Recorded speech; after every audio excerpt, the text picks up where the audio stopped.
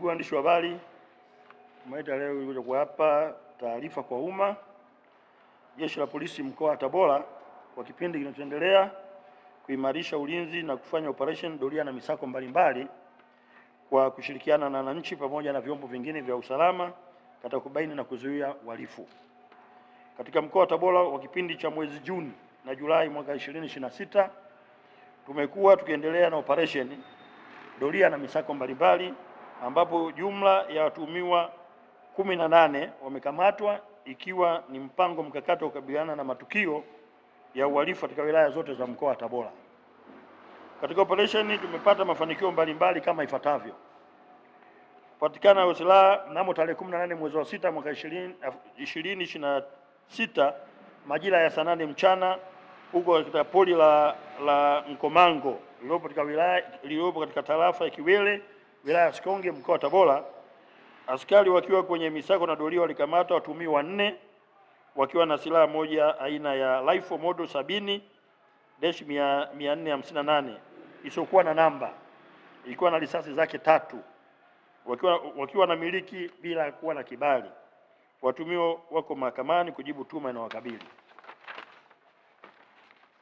Vile vile katika doria na misako mbalimbali kama Jeshi la Polisi mkoa wa Tabora limekamata watuhumiwa 9 wakiwa na dawa za kulevya aina ya bangi, ambazo watuhumiwa waliokamatwa maeneo mbalimbali ya mkoa wa Tabora wakiwa jumla na kilogramu 117,262. Watuhumiwa wako mahakamani kujibu tuhuma zinazowakabili. Vile vile Jeshi la Polisi mkoa wa Tabora limepata mafanikio mahakamani ambapo jumla ya watuhumiwa 6 waliofikishwa mahakamani wapatikana na hatia ya kifungo mbalimbali kama ifuatavyo: Mahakama Kuu Kanda ya Tabora tarehe 13 mwezi wa 7 mwaka 2026, watuhumiwa 4 ambao walikuwa wanakabiliwa na kosa la mauaji kwa kukusudia wameweza kupatikana na hatia ya kifungo cha kunyongwa mpaka kufa. Watuhumiwa hao ni Majuto Lutema ana umri wa miaka 32, Sida Mayeka ana umri wa miaka 47, Kulwa Masunga Senga miaka 44 na Idi Ramadhani miaka 35. Ni wakazi wa wilaya ya Sikonge mkoa wa Tabora, walitiwa hatiani kosa la mauaji ya kukusudia na kuhukumiwa kunyongwa hadi kufa. Mahakama Kuu Kanda ya Tabora vile vile mnamo tarehe 19 mwezi wa 6 vile vile ilimtia hatiani mtu anaitwa Musa Malko miaka 28, mkazi wa Ushirombo wilaya ya Kahama mkoa wa Tabora. Alitiwa hatiani kwa kosa la mauaji ya kukusudia na kuhukumiwa kunyongwa hadi kufa. Mahakama Kuu Kanda ya Tabora tarehe 17 mwezi wa 6 vile vile ilimtia hatiani mtuhumiwa Chandieli Fidel miaka 36, mkazi wa kijiji cha Mkola wilaya ya Ulambo. Alitiwa hatiani kosa la mauaji ya kukusudia na kuhukumiwa kunyongwa hadi kufa. Hizo zote jitihada mbalimbali za kuhakikisha kwamba mkoa wa Tabora unakuwa salama na tunapambana na uhalifu mkubwa, hasa matukio ya mauaji ambayo watu huchukulia sheria mkononi. Jeshi la Polisi mkoa wa Tabora katika kuhakikisha linaendelea kutekeleza dhana ya polisi jamii limeendelea kutoa elimu katika maeneo yote ya mkoa wa Tabora katika kupitia polisi kata na kufanya mikutano mbalimbali na makundi mbalimbali, ambapo jumla ya mikutano 1090 imeweza kufanyika na imeweza kufanywa na polisi kata katika wilaya zote.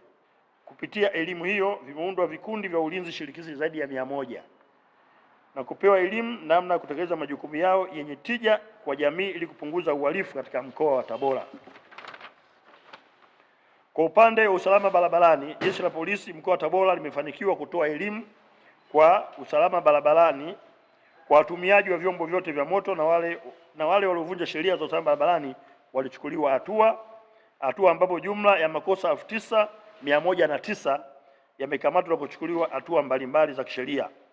Katika kudhibiti makosa ya mwendo kasi, jumla ya madereva 28 walifungiwa leseni zao kuanzia kwa kipindi cha miezi 3 hadi 6 ili kuhakikisha madereva wanafuata sheria za usalama barabarani.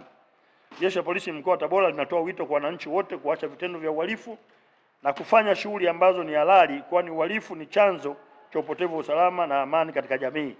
Pia linatoa onyo kali kwa yote alitasita kuchukua hatua za kisheria mtu yoyote anayejihusisha na uhalifu na biashara haramu za madawa kulevya, uvunjifu wa sheria na usalama barabarani na vitendo vingine vyote vinavyokiuka sheria ya nchi hii.